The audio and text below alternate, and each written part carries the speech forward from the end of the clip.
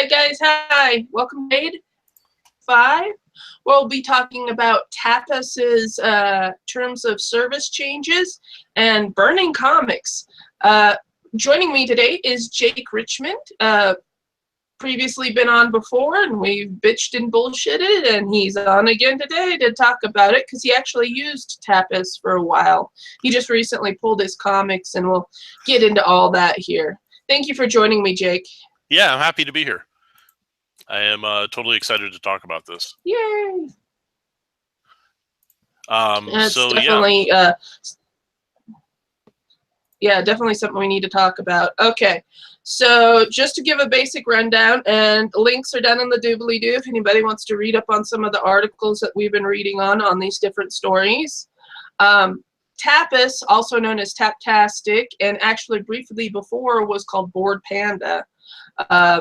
Different businesses bought it out and they changed their name as they went. Tapas is the current name for the company, has changed up their terms of service agreement.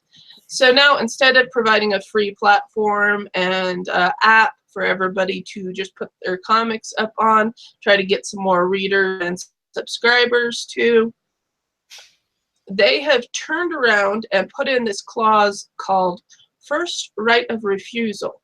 Now that's actually a publishing term that people get paid to use, and this isn't paying for it.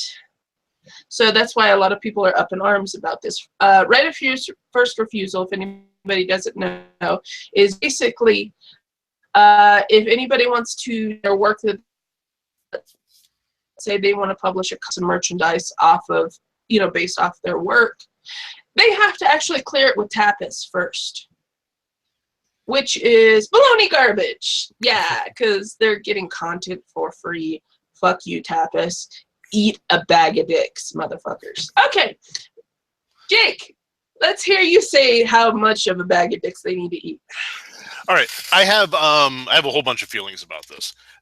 First of all, I think it's important to remember that they're a business and they're not into this to help people out. They're into this to make money, right? And so when we put our comics up on the site, we need to remember that they're not our friend, that they want to make money off of the content we're providing, and in exchange, they're providing a platform for us to show that content. That being said, I think you can argue that it's not a particularly great deal. Or rather, I think for some people, Tapas has worked out really well, and it's providing them exactly what they need. But for a lot of people, it's not particularly great. For example, there are a ton of people who post their comics there, and all they want to do is put their comics out on the internet. They want to put them somewhere where people can read them, and they want to build their audience, and that's fantastic. And Tapas actually works really well for that. And that, Tapas is, I don't want to necessarily say taking advantage of them, because they have been up until now relatively upfront about what they're providing and what you get out of it and what they get out of it. And I think for a lot of people that's okay. I do think that Tapas, I suspect that Tapas, what they're interested in is finding comics that they can turn into that they can monetize and that they can sell the property to. And I suspect that's the entire reason the company exists. And the way they've done this is not particularly upfront. It seems a little bit, not super backhanded to me, but I think it depends on how aware you were of what they were trying to do, or if you suspected that. I think if you didn't suspect that they really wanted your IP or wanted to profit off your IP or your original creations, then it might come as a surprise to you. If you were suspicious from that from the beginning, like I was, then I think this isn't a huge surprise.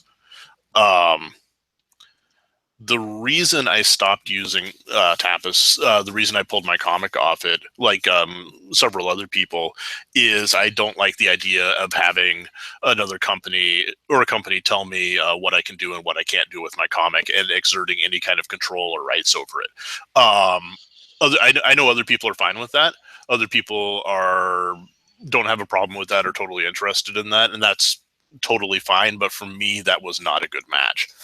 I feel like the service Tapas is offering, where they give you a platform to put your comics out there, is pretty great. They bring in a lot of readers. But I feel like their profit sharing on their advertising is extremely low. And I don't feel like, while my comics have found an audience at Tapas that I probably wouldn't have found otherwise, I don't feel like that's been worth directing my readers and viewers to that site. I feel like it's much more profitable for me, both in the short term and the long term, to direct readers to my own site and to build my own brand instead of building the Tapas brand. And I feel like that's going to be the truth for anybody who's serious about making webcomics. But all of that said, certainly there are some people who have benefited hugely from what Tapas is offering. So I think it's right for some people and wrong for other people.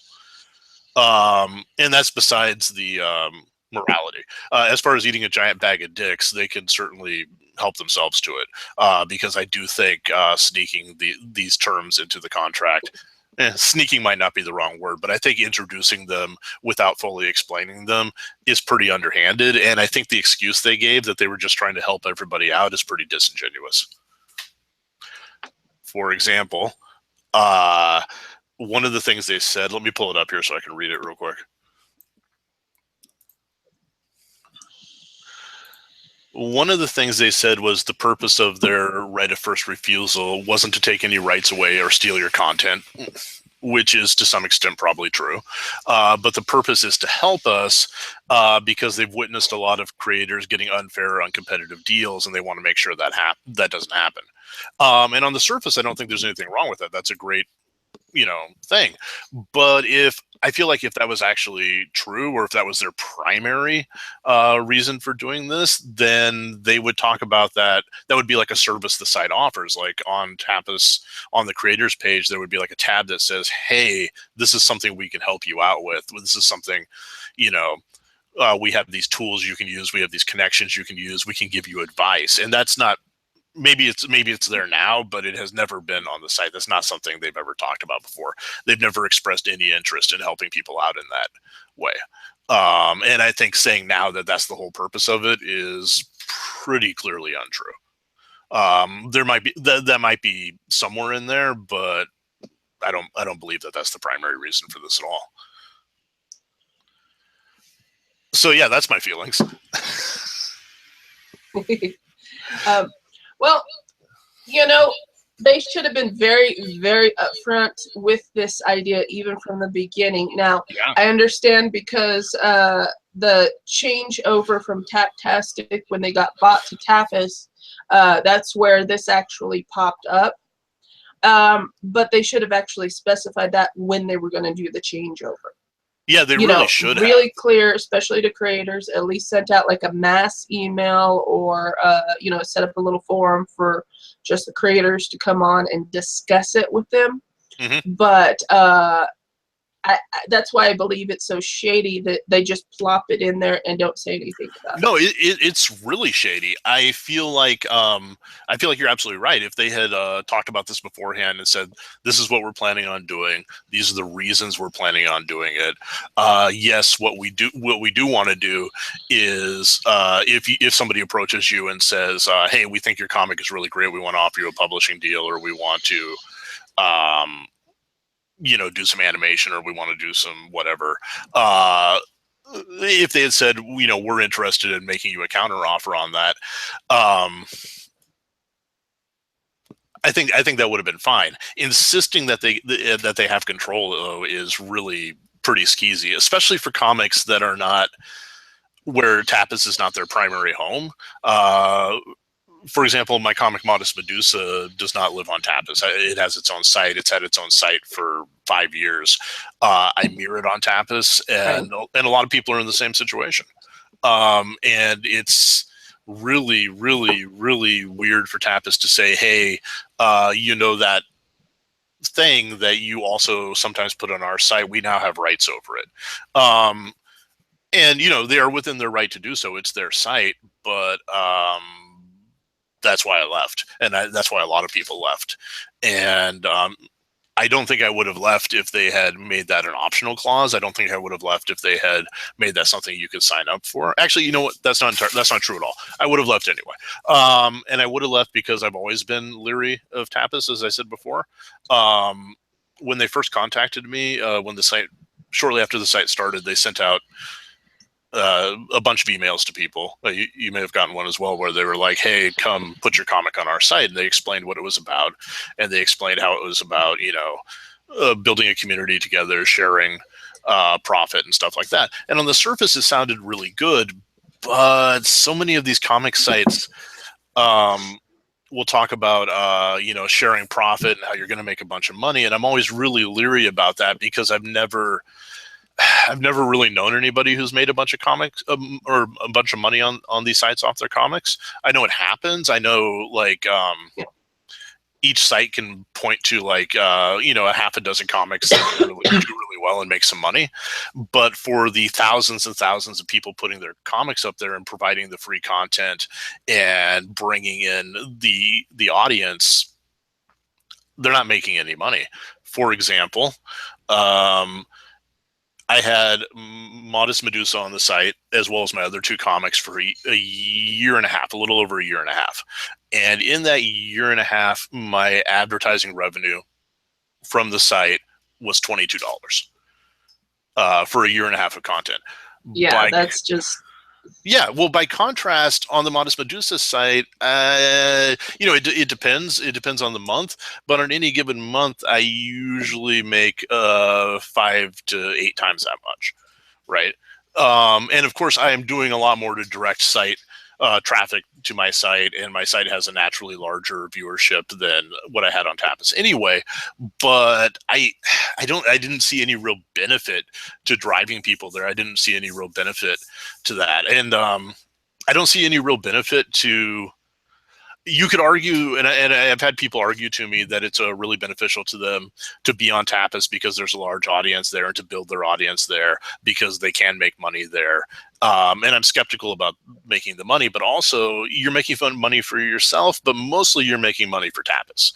And maybe that's a great place to start. Modest Medusa got its start on Drunk Duck. A lot of comics get their start on smaller sites. And I think that's great. That's a great way to build your comic and make a community. But I think eventually, for most of us, not for all of us, but for most of us, it's smart to move on. And for the small amount of people where it's a good idea to stay at places like Tapas, that's great. They can make it work. But for everybody else, I think you reach a point where it's going to be more profitable, both monetarily as well as creatively, to move on and to not be answerable to this company and to not give them any rights over your work and to not give them any control. Yeah. Yeah, see, that was my general take, was they weren't giving just enough in exchange for all this free content thousands of people were giving them, Yeah, no, that's really gross. Your top 5, top 10 are going to be making some money, but everybody else below that is just basically getting garbage, more or less. Right.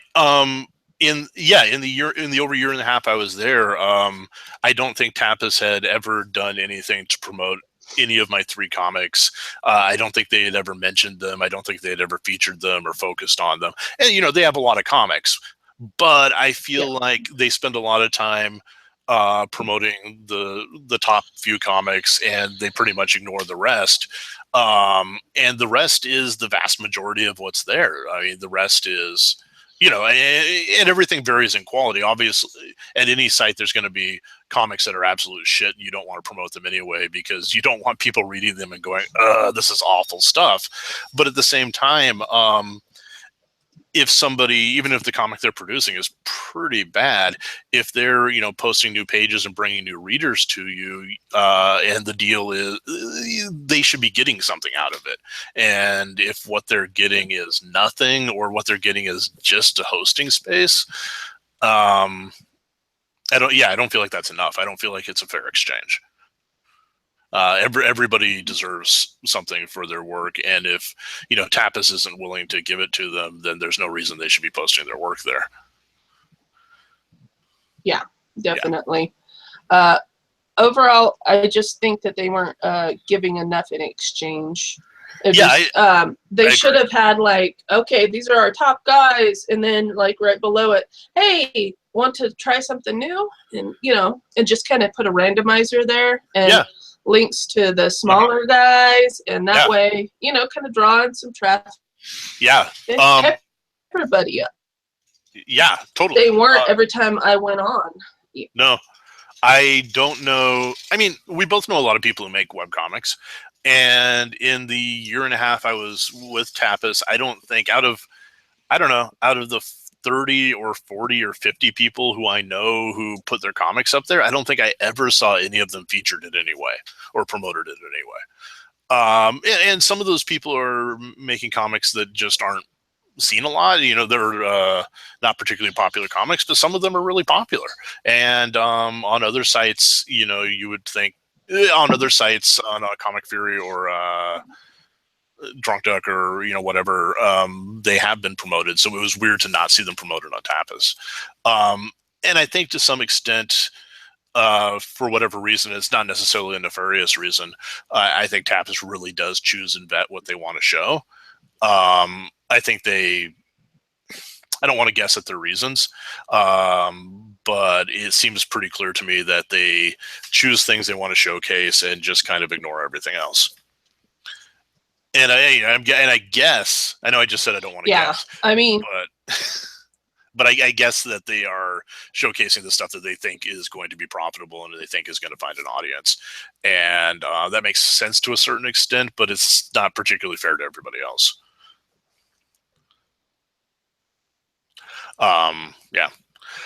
I was concerned when I learned that Tapas used to be Comic Panda. I don't know how I missed that. That was pretty publicly talked about over the last week or so. And Comic Panda has had a really shitty reputation. Just really. Yeah. They had a terrible one. They got bought out and made into Taptastic, which then it improved. Sure. And then they just slipped this in when they got bought again and made into Tapas. And I don't know. Like I said, they're not talking to people, at least in my opinion, not enough. They're usually ignoring anybody that asks them about right of first refusal other than putting up this statement. Mm-hmm. And I think that's garbage. If you're going to change companies, that's fine. Companies get bought, companies get, sold. It is a business. That's fine. But you need to talk to the people that are making the content. Yeah. Well, put up there that you have original contracts with, basically. I've noticed that in all of this and reading over their material and press releases, I've noticed that they refer to the creators who create content for them as users. They refer to us as users, and they refer to it as user-created content, and they separate that from professional content. They mentioned that several times in their recent press releases. There's professional content, and then there's the user-created content. And it's pretty clear to me that they see their users, those quote marks there, they see their users as just a source of content, a source of material that they can constantly put out, so they have constant updates and they can attract people there. But I don't think they value us. I don't think they put a lot of value on us. I don't think we're really important to them outside of that. Whereas what they definitely want, and they said this, their focus is moving more toward their professional content. And it irks me a little bit that they don't see what we do as professional content. I consider myself a professional comic creator. My comic is well viewed. It often has more monthly views than a lot of the comics that Marvel and DC publish.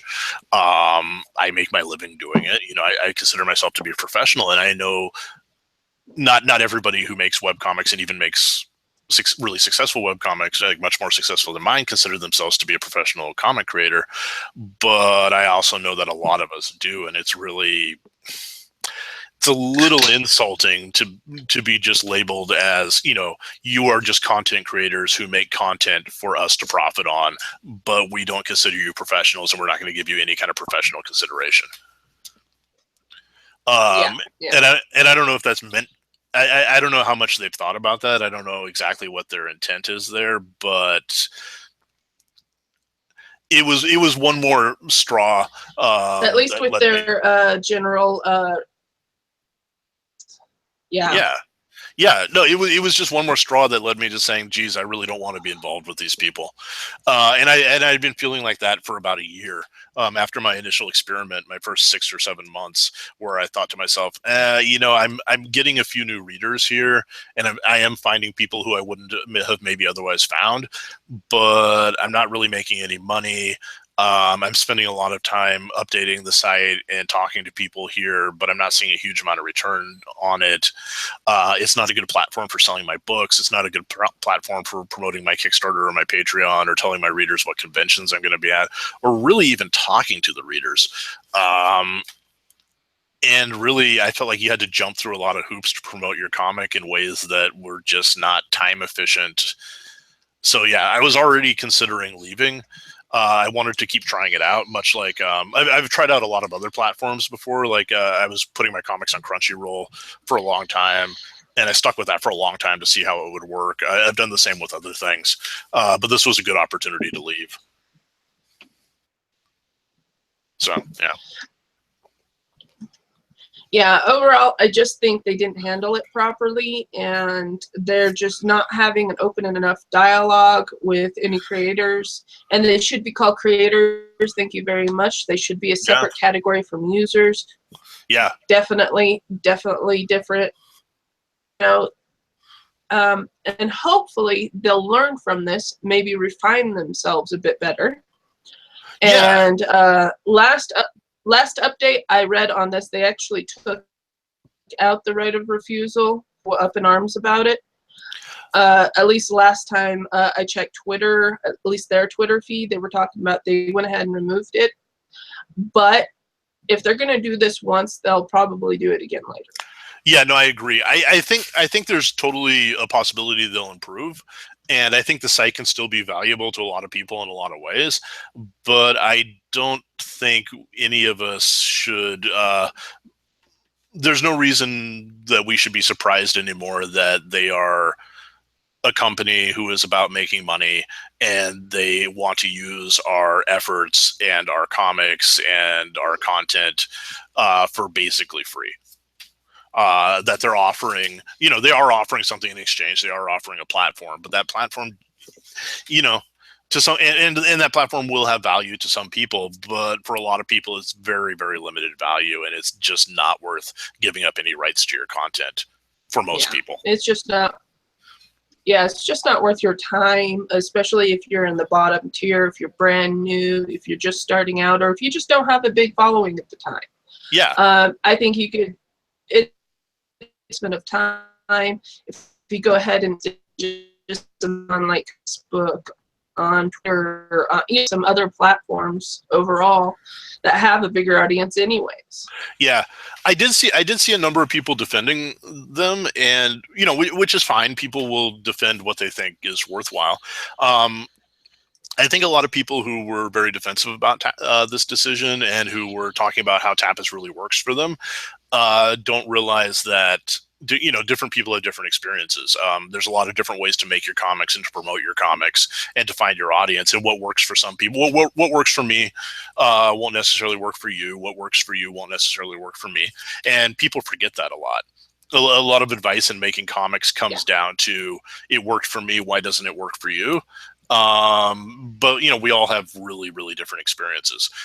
So the people who feel like Tapas is a good thing for them, I think they need to realize that that's not going to be universally true. And the people who are using Tapas and wondering why it doesn't work for them when it works for other people should probably realize that it might be best to move on to something else, especially in light of this. Yeah, definitely. Yeah, I mean, it's always good to try new things, to check it out, but that's one of the reasons why you have to read service, You have Yeah. to make certain that there are a good, solid company that is actually communicating to the creators that are putting content up.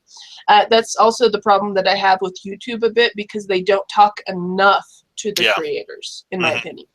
Yeah. But, you know, that's always a give and take there, too, depending upon content type and style, and, you know, what's popular in the current could completely change within a week or a month or anything like that. Yeah. Now, as far as the actual fear surrounding this goes, I feel like the fear of what might happen because of these terms hasn't been super well discussed as far as I've seen. Um, a lot of people were talking about why this isn't a great deal or why this is bad, but not a lot of people are talking about what might happen. And I think the fear is that, you know, you're making a comic and somebody comes along and says, we'd like to publish your comic, or we'd like to license it for some kind of merchandise or a TV show or a movie. And Tapas steps in and goes, fuck you. We get, you know, to make an offer instead, and we're going to make you an offer that's not very good. Yeah. And if you don't take it, we're going to tie you up in court for fucking ever. And on one hand, that's probably almost certainly not going to happen, just because not a lot of us are getting great offers anyway. So, you know, it's not something that a lot of us have to worry about. On the other hand, that I feel like that's why terms like this exist, because, you know, Tapas is a company, they want to make money, and it's in theory very easy for them to say, you know, it's very easy for them to see somebody offer you a contract or offer you money and say, we want a piece of that. And, you know, they have lawyers, presumably, and their lawyers' jobs are to get a piece of the money. For example, a few years ago, my friend Matt Schlotty and I went through a whole thing where we had created a game. We had created a game and we had just released it, and we were out of nowhere contacted by this law firm that told us that they had a client, and the client's website had a relatively similar name to our game.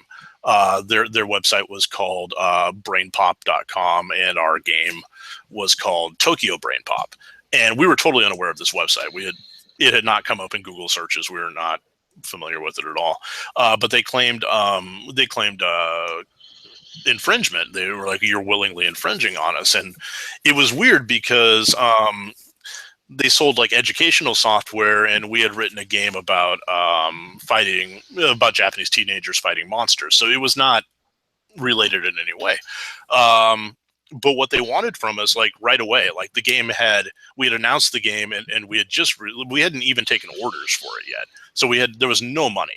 But immediately they were like, you have to give us, you know, a huge amount of money. You have to give us a huge amount of money, and you have to shut down production. And it came out later on that they thought we were making a video game, or that's at least what we suspected. So we talked to an attorney, and the attorneys told us, you know, probably they can try to sue you, but it's a ridiculous case. Nothing's going to happen. However, if you challenge this, you're probably going to be, you know, it's going to take up a huge amount of your time, and you're going to lose a huge amount of money defending yourself. So the attorney wrote, with, you know, at our request, the attorney wrote a letter to them saying, no, thank you. We don't want to give you a bunch of money, and we don't want to stop making our game. But on our website, we'll put up a thing that says we're not affiliated with you at all. And we didn't hear back from them. But about a month later, all of a sudden, our printer contacted us and told us that they would no longer do business with us because they got a cease and desist order. And then both of our distributors contacted us and told us the same thing. And then a bunch of the shops where we had been selling or started to sell our books, because this was a role-playing game, so it came as a book, contacted us. And before we knew it, we no longer had a way to distribute our product. We no longer had a way to print our product. We no longer had anywhere to sell our product. And eventually even our hosting company where our website was hosted contacted us and told us that they would no longer host us because they had gotten this cease and desist letter from this law firm saying we were infringing. on their intellectual property, which wasn't true. But it was really, really easy for them to do that. And we had no money. We had no way to defend it. And when we tried to build a new website, the same thing happened. And then when we tried to build a new website for the third time, or the same thing happened. And so eventually we gave up. And this company, who did not own a trademark to this name and who just kind of felt that our product had a similar name to their product, successfully drove us out of business with no real legal standing just by sending a few letters. And so I think, the fear that Tapas could do something similar, that Tapas could say, oh, you have this property that was on our site, and you have the potential to make some money off it. Well, give us some money or we're just going to, drive you out of business. Yeah. And I think that's a very real fear. And I'm not saying that to say that Tapas is evil or predatory, but rather this is the kind of thing that does actually happen. Yeah. And in addition to that, I mean, there's no reason that we should be giving Tapas a slice of our pie, So, go ahead.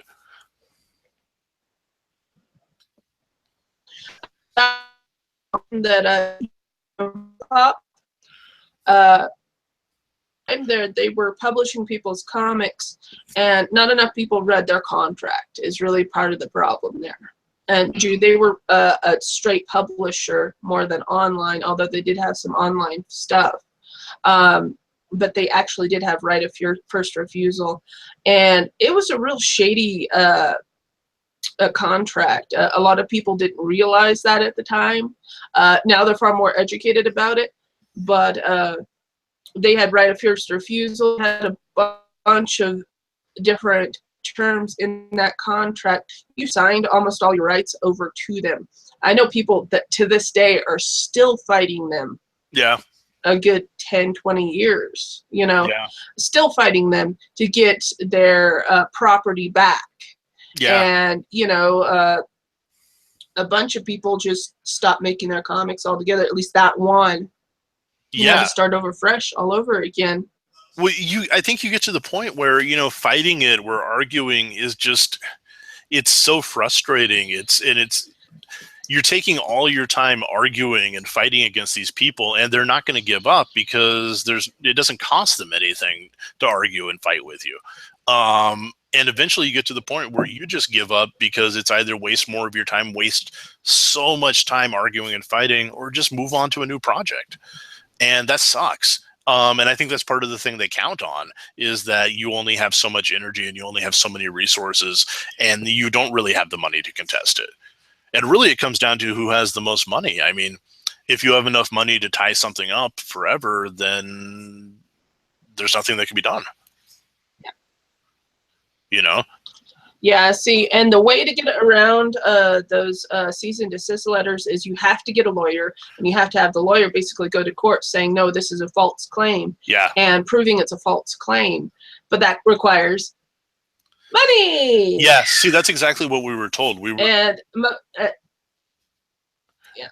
were told. Being a small, Mhm. you can get it thrown out, and in fact, you can actually countersue them. Yeah. For all this time and trouble, your lawyer fees and all of that, and you'll win, generally speaking. Mm-hmm. But that's a very long process, a couple years on average. And most of these bigger companies have more money and more sustainability than a single creator. Yeah. Yeah, that's exactly what happened to us. We were told that if we wanted to contest it, we'd probably win, but it would require so much time and so much effort and so much money that it almost certainly wouldn't be worth it. And I know at the time, I was in no position to devote a huge chunk of my life to fighting this totally bullshit legal claim. And so we gave up. And it sucked. Yeah, and that's exactly what I hear from Tapas. I mean, I don't necessarily think that Tapas wants to come and take my intellectual property. I don't think they really care about me, but I do think that it will happen to one of us, or probably more than one of us. I think, whoever is that whoever gets, you know, an offer, Tapas is going to be there to try to get their piece of the pie, and there's no reason they should get a piece of the pie. I mean, they've done nothing to get a piece. Yeah, yeah, exactly. I definitely understand from their point of view of being a business, but that's why they're getting advertising off of it. That's why you're getting more views off of it. But you should not be screwing the creators of that content. No. Now, I see this happening more to the big guys that are on there that are actually making something off of it. I see them, if they decide to rebel against them, that they'll be the ones more made in a Tapas than the smaller guys that are leaving right now. Yeah. Yeah, probably. And probably for the most part, Tapas doesn't care that they just lost a ton of people, because most of those people are not their, you know, top 10 or their top 50 creators or whatever. But I don't think this is a good sign for them. I think they're going to have to do.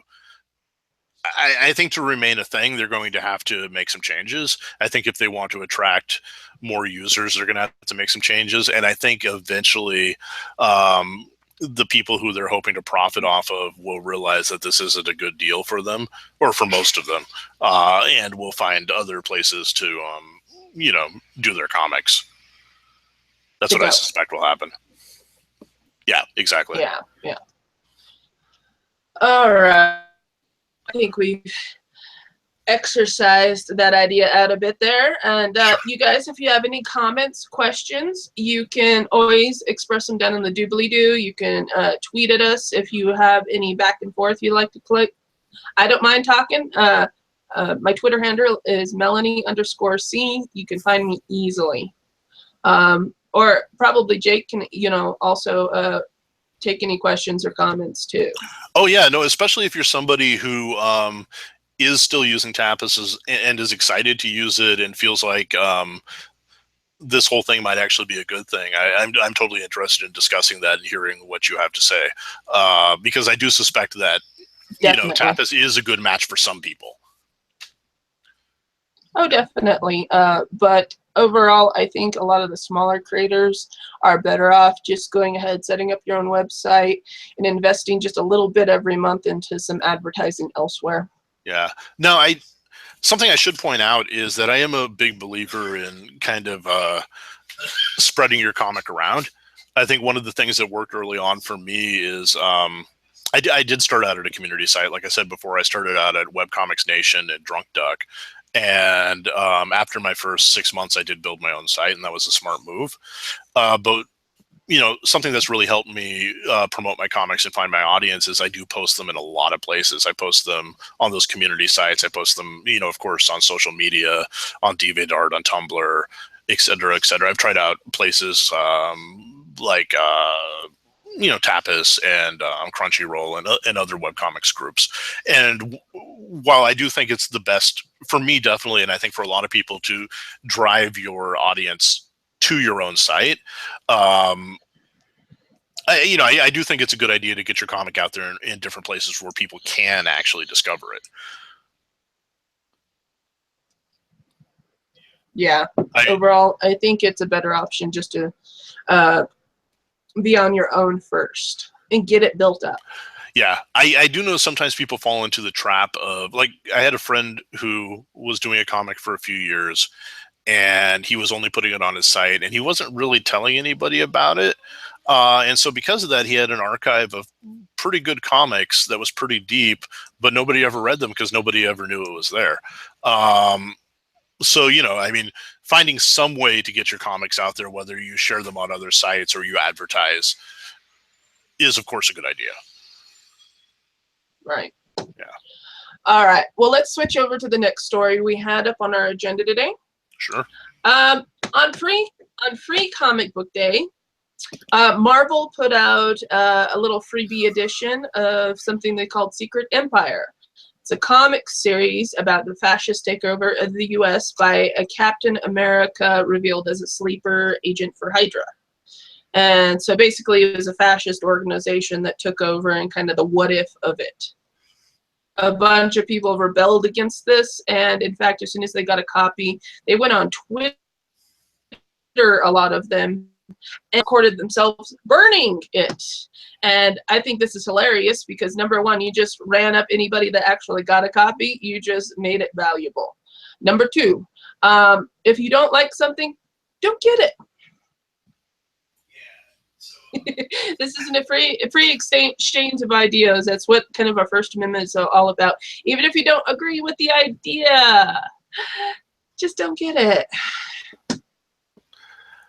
Yeah, so I haven't read the comic yeah. at all. I'm not overly familiar with it, so I don't want to judge the content too much. From what I've heard, I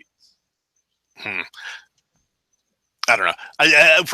Based on what I've heard, I don't think the comic was a particularly great idea for a story or a great direction for Marvel. But like I said, I haven't read it. I think burning stuff is stupid.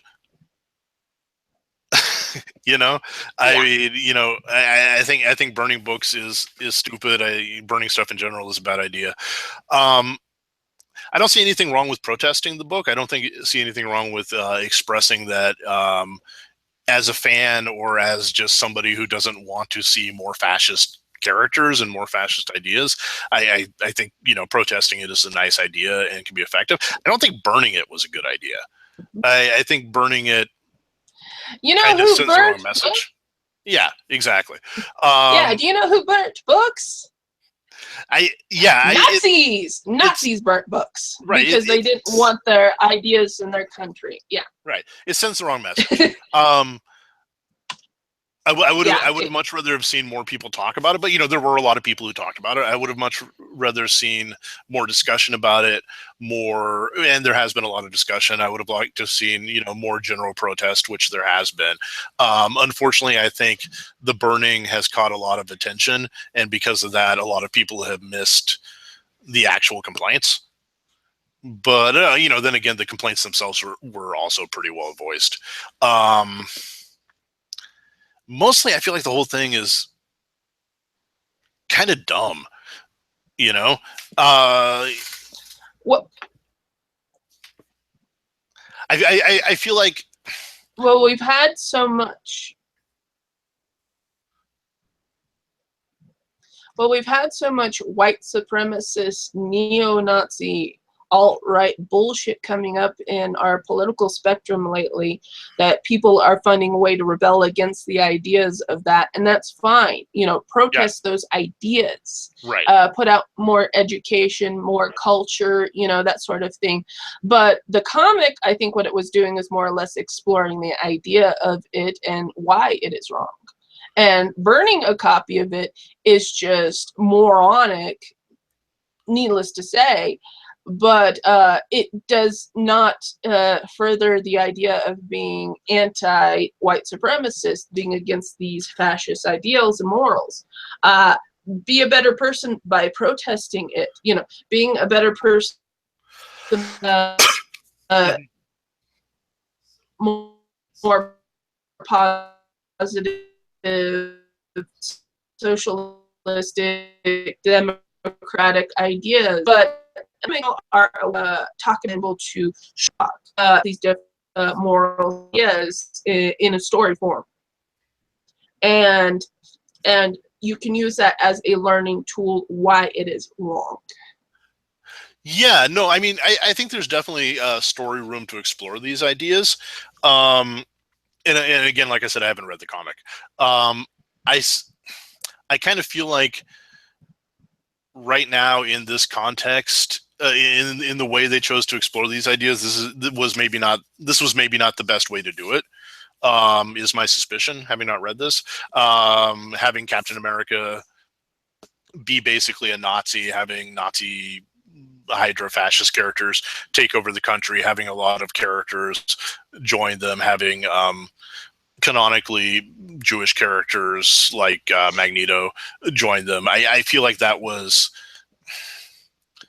pretty tone deaf, and while I don't know, maybe the story will bear that out, maybe it'll end up being a real condemning of fascist beliefs and ideas.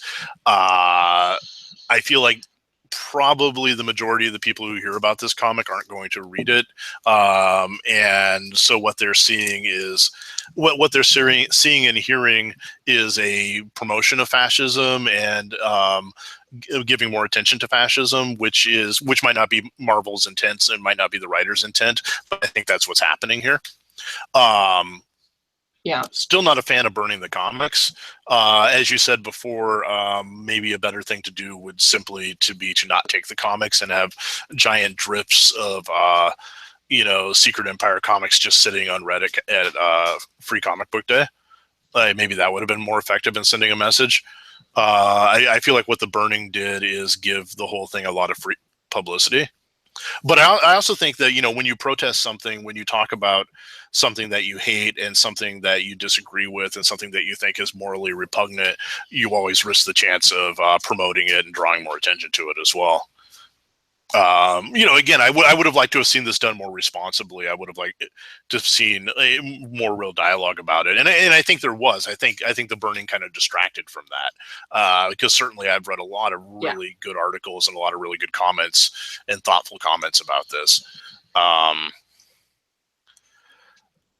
We focus too much on stupid stuff as a country. When somebody says, "Hey, I have a real problem with this," we tend to ignore that person and pay attention to the person who's acting like a jackass instead. And that's a real problem. Yeah. I don't like the idea of Nazi Captain America. I don't feel like that's a controversial. But it's also opinion. that idea of even. Yeah. Well, even negative publicity is still publicity. No, yeah, and that's totally true. And that's why, so instead of, burning it, they should have picked it up and said, you know what, number one, this was garbage. This was written garbage. This was not a good way to handle this. Like, pretty much everybody now in Marvel is almost popping up being a secret agent of Hydra, which is, again, garbage. One or two characters popping up, especially controversially, like having Captain America pop up as being a secret of Hydra. Okay, cool. That's definitely in the storyline that can shove it over the line.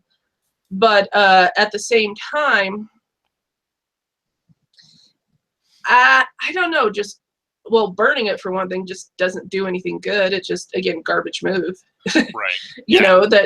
That's just that negative. Instead of making it a learning moment and a positive moment, turn around and say, okay, you know what? Instead of approaching it this way, approach it this way.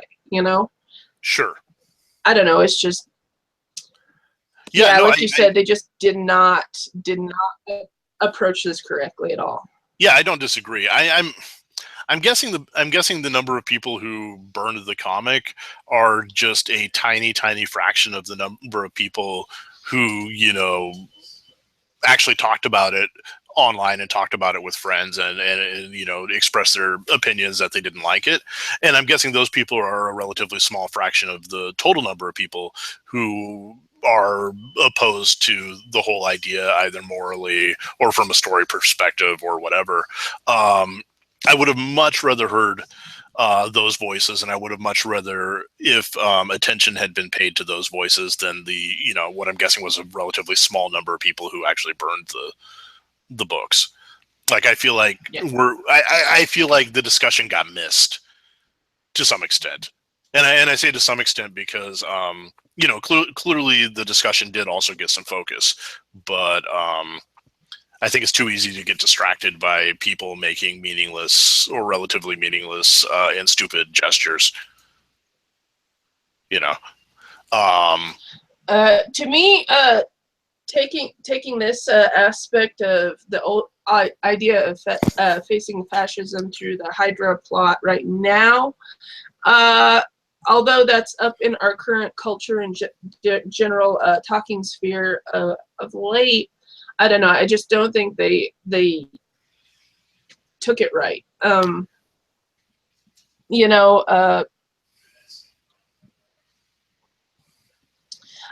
best way to summarize it and being it off the believe it, is basically a weighty first volley with plenty to digest. Just a shame that it's entirely unpalatable. Yeah, I think that's a really good way to put it. Like I said before, I think there's some interesting story space to explore there, but and I don't know. I want to say is maybe this isn't the right time to do it, but I don't think that's entirely correct either. I mean, these are, you know, we want to talk about fascism. We want to talk about why we don't want fascism in our society, why it's bad, why we can't tolerate that, why we can't let that be a thing. So that's a great topic. I just feel like this is, and again, not having read the comic, I feel like this is the wrong way to go about it. I feel like this was the wrong approach, maybe, probably, almost certainly. Right. But yeah, no, I mean, it is also kind of a classic twist. Like, you know, the guy you trust, the hero you trust ends up being a bad guy. And then you find out he's being manipulated, but he's still a bad guy. You know, he's still now canonically a bad guy. And you can't be, even though you used to love him, you can't be sympathetic to him now. And all the other characters, all the other heroes have to rally around that and they have to stop it. But then you find out some of them are traitors as well. I think that's the story. You know, that's pretty classic comic and even classic Marvel. And it's just like you said, it becomes unpalatable when it turns out that they're all Nazis. When it turns out they're all fascists, that's just it certainly takes all the fun out of it, and it also, you know, it just becomes.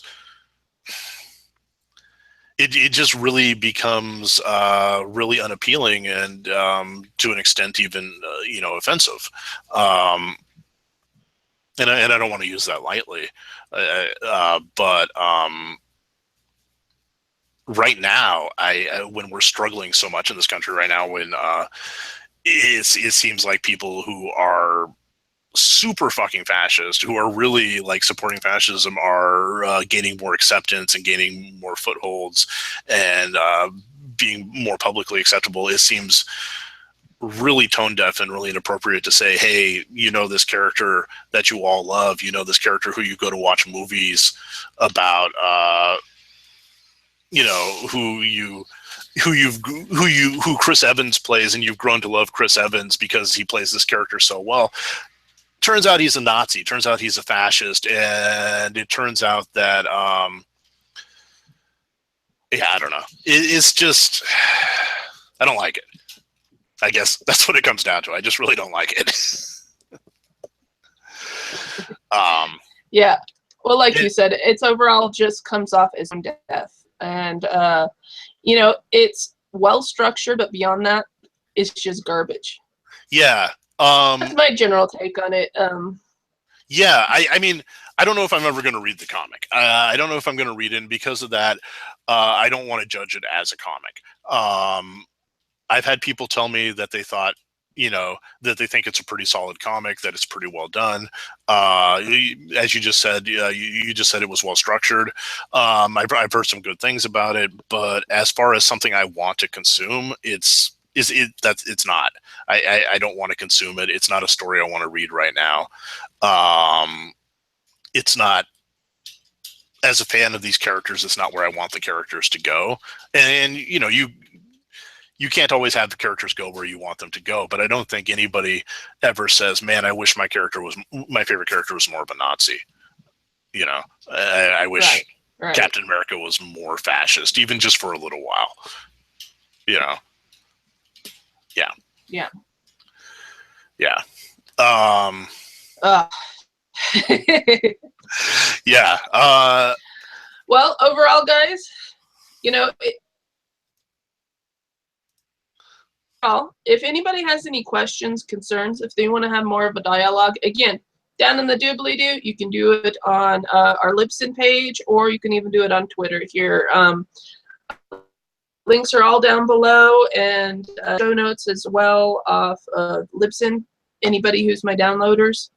And, you know, let's have a dialogue about this. Let's talk about this. Why do you like it? Why don't you like it? You know, I still get the occasional superhero comics, but I have kind of, generally, as I've said in plenty of previous podcasts, that I'm not so much a superhero fan anymore, just because it seems to be the tired old storyline over and over again. And I like newer, more independent comics because it's not the formulaic that it was. Mm-hmm. Yeah, no, I agree. And while I do love a good superhero story, I mean, the ones I love the most are the ones that try new things and try different things and do things I'm not expecting. And I guess you could argue that that might be this Captain America story, because I certainly never expected that. So, maybe in 5 or 10 years, we'll all look back and we'll go like, shit, do you remember that time Steve Rogers turned out to be a Nazi? That actually ended up pretty cool. I kind of doubt it. Right. I kind of doubt that's going to happen. But I am interested in hearing from people who are reading the comic and enjoying it, because I'd like to know what they're getting out of it and how they feel about it. Yeah. But that being said, all right, guys. Well, let's go real quick. Let's go ahead and change the topic one more time. Sure. I've got a book to recommend for anybody that's starting out, is fairly new, or is even just a general veteran of the comics industry, writer, artist, etc. Overall process. I've got a new book. This one's been out for a couple years now, but I recently got a copy. It's called Unnatural Talent by Jason Brubaker.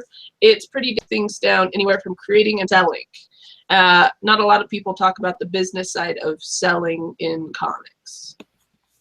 And this does a pretty good breakdown in both the digital age as well as physically at cons.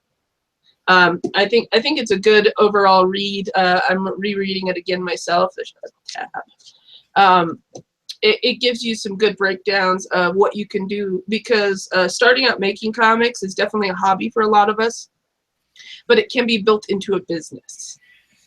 And if you kind of keep that in the back of your head, you can, I think you can make better content if you want to go farther with it. But if you want to just keep it as a hobby, that's cool too. And enjoy.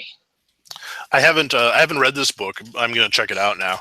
But I'll tell you, that's the thing people ask me the most, is they don't say like, how do you make comics? How do you draw stuff? And people figure that out. And there's lots of resources for that.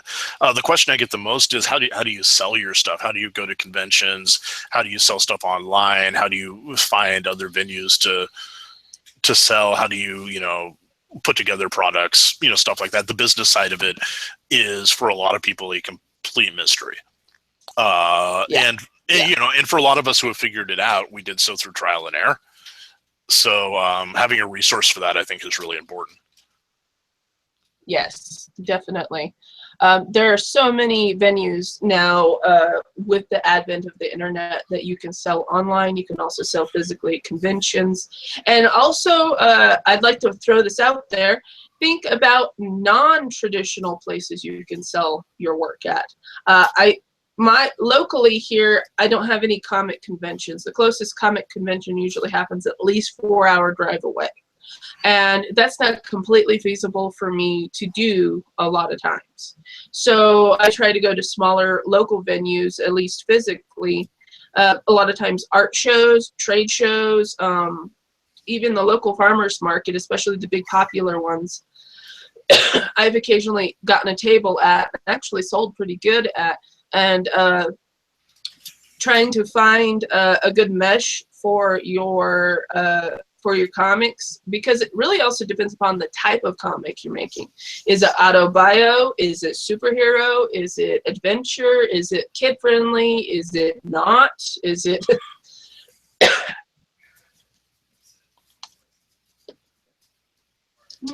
Excuse me. No, I agree totally. I've had a lot of good luck selling at non-traditional places, at anime conventions, at video game shows, at Christmas bazaars, places where you wouldn't think your comic would be a big success, but because you stand out, because you're the only person doing what you're doing, you draw a lot of attention. I also think a lot of people who are making webcomics sometimes underestimate how going to shows are. I hear a lot of people say, well, I'm only going to meet, 10 people or 20 people or 100 people. And that's, only a fraction of my readership. And I think the answer is that the people you meet in person and the connections you make in person will often become your most loyal readers. And especially if you find that person in an unconventional place. There's a tiny little show that I sometimes do on the coast here in Oregon in a small town called Seaside. And it's not a comic show. It's just a general arts and crafts show. And I go there because my mother lives in that town. But the people I've met there have become some of my most loyal readers because I had chances to, spend time with them at the show and talk to them and meet them and get to know them. And so, when they see me online, they're like, I know that guy. He's somebody I've met before. We've talked to him. We're friendly with him. And it creates a sense of loyalty. And that's really important when you're developing your readership, I think. Yeah, especially letting local people people that know your family, know your friends, are kind of on maybe the outside of your general social circles, but maybe it gets them interested because then you're a local person making cool, creative stuff. Oh man, I know this artist. She's so cool, and that's how I've built a lot of my audience over the past couple years. And I've gotten some art jobs from it too, because, oh, hey, she makes this stuff. She could probably make some other stuff, It's just more work, and it's getting you out there. It's relating to people. It's showing, hey, I'm here. Yeah. No, there's this weird idea that people don't count as far as fans go and supporters go. That if you know them, they can't really count as, one of your fans and one of your readers. Or there's the general wisdom that, like if you're running a Patreon or a Kickstarter and you get some support from a friend or from your mother or from your uncle or whatever, that doesn't really count. But it does count. That's somebody who knows you and believes in you, who wants to support you, who is enthusiastic about your work, who wants to tell people about it. And we should never discount that. We should always be willing to take advantage of that and to accept that help. I feel like probably for most people who have any kind of success in any creative stuff, their first fans and their first enthusiasts are people they know and people who love them. And and we should always be willing to accept that and not be embarrassed. See, that's some of the hardest things I think that a lot of creators, and I'm talking both writers, artists, anybody in between, when you're making something, a lot of times you doubt your self and your local support. Yeah. But you should totally embrace it and not be embarrassed by it. I think that takes some building of self. Somebody believes in you. So you can actually believe in yourself even more. Yeah. And I think it's really easy to push that aside. I think it's really easy to think, well, they're just helping me out because they know me, or they're just helping, or they're just enthusiastic about this because I live in the neighborhood, or I come into the shop or something like that. And that might be part of it. That might even be a big part of it. But that's not going to be the only reason. If somebody says, if a shop owner says, hey, you're a local person, come in and do a signing, it's because they're interested in you. It's because they think you're worth their time. If your friends get super excited about your comic, it's because they're interested and they think it's worth their time. And you can always tell that because you'll always have friends who have never read or looked at your comic and think it's kind of dumb and don't want to talk about it. And that's fine. Not everybody has to be into what you're doing, but when you do have a friend who is into what you're doing, you should totally accept their help and support and enthusiasm. Exactly. Some of my biggest fans are my mom and my dad. Yeah. And they make me all feel squishy inside. I sometimes forget that my mom reads everything I do because she's one of my Patreon subscribers, and every now and then because when I release a new comic, I often type up notes. I often talk about what's going on in my life and stuff like that.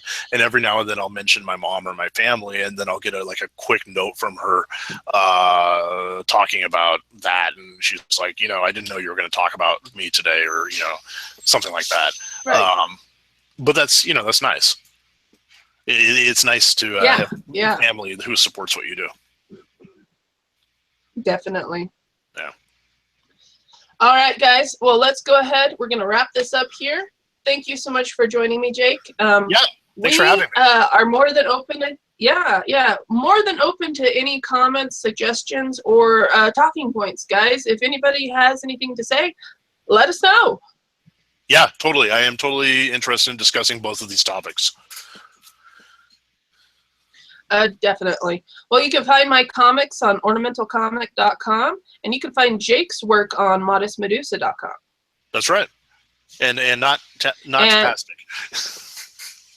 Nope. No more tapas. No more tapas, at least for Jake. And I thought about it briefly, but I was like, nope. Not with this baloney garbage. So anyways, okay. Thanks for joining us, guys. We'll talk to you later. See you next month. Bye.